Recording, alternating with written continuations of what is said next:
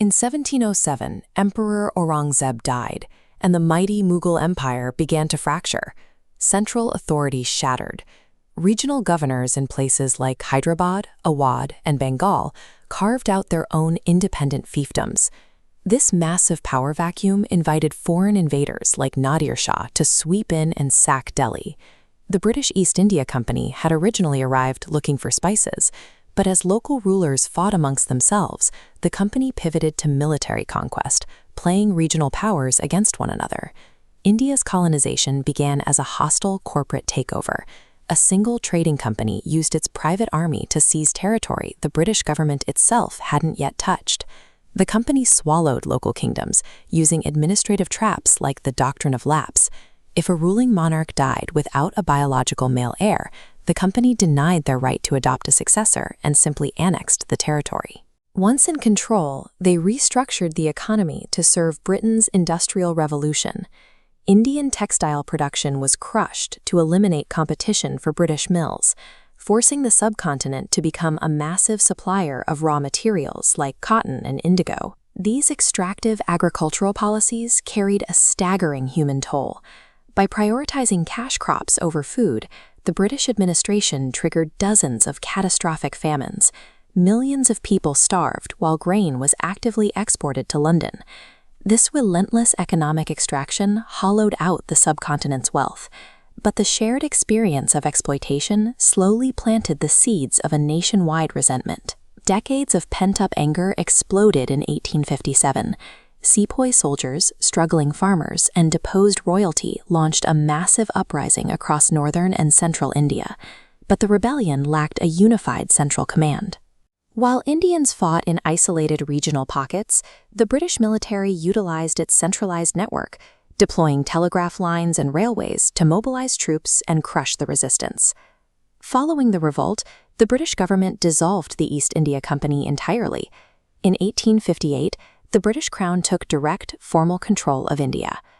The collapse of the uprising left a harsh realization. Armed skirmishes and localized grievances were insufficient against an industrialized, globally connected empire. The movement needed a new architecture. The battlefield shifted to the written word. A new generation of educated professionals began publishing vernacular newspapers, connecting distant provinces and laying the intellectual foundation for a national movement. Scholars like Dadabhai Naoroji analyzed the data. He calculated the exact volume of capital being siphoned out of India to fund British pensions and military campaigns, exposing the economic reality of colonial rule through his drain of wealth theory. This intellectual momentum culminated in 1885.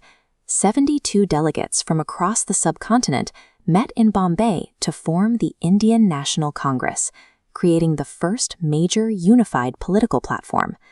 They debated policy, they drafted petitions, and analyzed budgets. Through the press and the podium, they forged a shared national identity.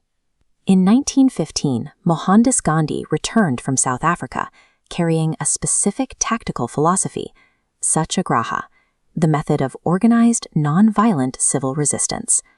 Under Gandhi, the independence struggle moved out of elite debating clubs. Millions of peasant farmers, mill workers, and women joined the front lines, creating a movement that reached every corner of the social spectrum. The 1930 Dandi March demonstrated the scale of this new mobilization. Gandhi walked over 200 miles to the sea just to collect salt, an act of defiance that triggered civil disobedience across the entire country. By combining mass mobilization with strict nonviolence, the Indian people shifted the power dynamic. The British controlled the military, but the Indian leaders now commanded the masses. In 1939, Britain declared war on Germany and immediately committed Indian resources and troops to the conflict, without consulting a single Indian leader. This unilateral action splintered the resistance. While Gandhi pushed the Quit India movement at home, Subhash Chandra Bose escaped to Southeast Asia. He raised the Indian National Army, intending to fight the British from the outside. Following the war, the British attempted to prosecute INA officers for treason. The resulting public fury sparked the 1946 Royal Indian Navy Mutiny, where 20,000 sailors turned their guns on their British commanders. The British government faced a bankrupt post-war economy and a military apparatus that refused to follow orders.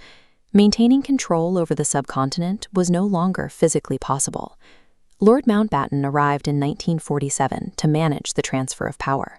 He stepped into a volatile political landscape, deeply divided along religious lines. Freedom required a tragic compromise. The subcontinent was partitioned into two independent states, India and Pakistan. Drawing those borders triggered one of the largest and deadliest mass migrations in human history. Yet, at the stroke of midnight on August 15, 1947, Jawaharlal Nehru declared the birth of a free, democratic India. A 250-year saga that began with a fractured empire and a corporate takeover ended with self-determination. It suggests that authority ultimately resides not in military might, but in the relentless, collective will of the people.